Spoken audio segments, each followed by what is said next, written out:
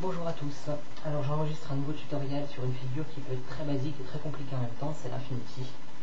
L'infinity simple, ça donne, l'infinity simple, ça donne ceci, voilà, un infinity simple,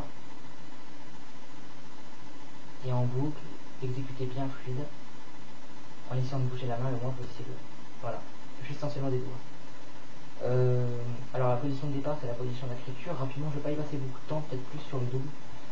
La position de départ c'est celle-ci, on va descendre, faire un wiper reverse, ce qu'on appelle wiper reverse, c'est ça tout simplement.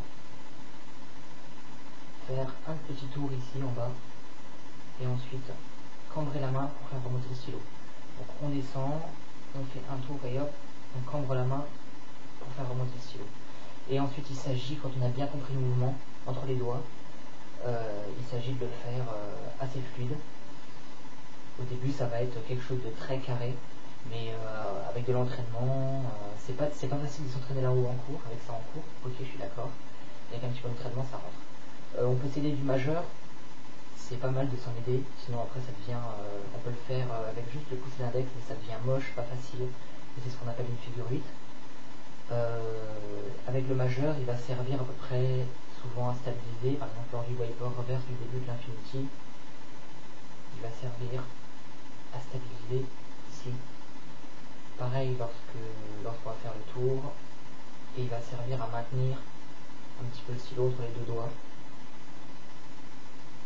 lorsqu'on va remonter, et voilà.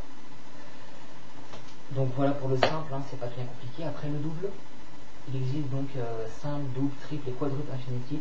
Moi le quadruple je ne sais pas le faire, je ne sais même pas comment on fait. En fait il va s'agir de faire descendre, lorsqu'on va être ici, il va falloir faire descendre le stylo entre les doigts pour finalement arriver ici, revenir et le faire revenir comme ceci. Donc un double infinity et un triple infinity. Un double ça donne ceci, voilà, et un triple, oh mince, oh il est pas beau, un triple, oh,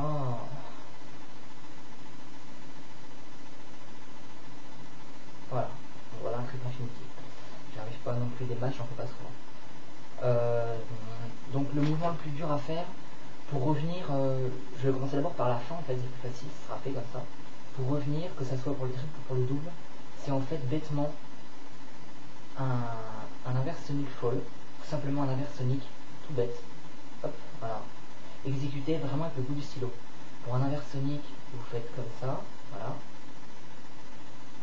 pour un inverse sonic, et bien là vous prenez le stylo bien au bout, et hop c'est la même chose. Sauf qu'il va falloir bien évidemment non pas faire le gros mouvement bien moche de l'inverse sonic, mais essayer que ce soit plus en serrant les doigts. Les doigts vont rester comme ça presque tout le temps. Donc ça va vraiment être quelque chose de plutôt fluide quoi, et de revenir comme ça. Donc ça c'est pour la fin, c'est vraiment pas le plus dur. Le plus dur c'est le début, où en fait, après avoir fait le wiper reverse, il va falloir faire rouler le stylo entre les doigts. Donc vous êtes comme ça, le dos de la main vers le bas, et en fait, il va falloir tourner la main pour arriver comme ça,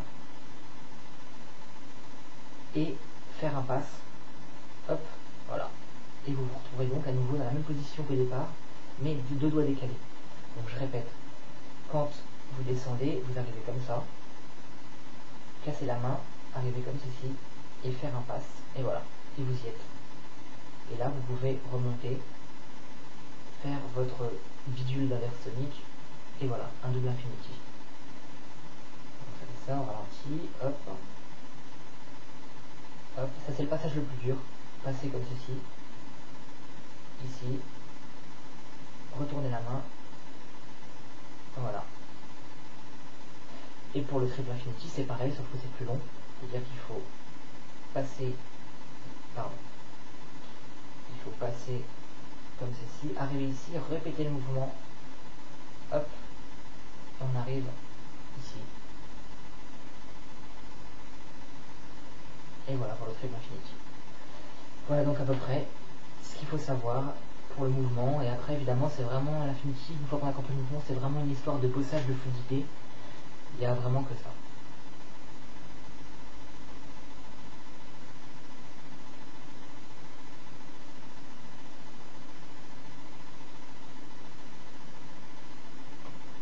Voilà.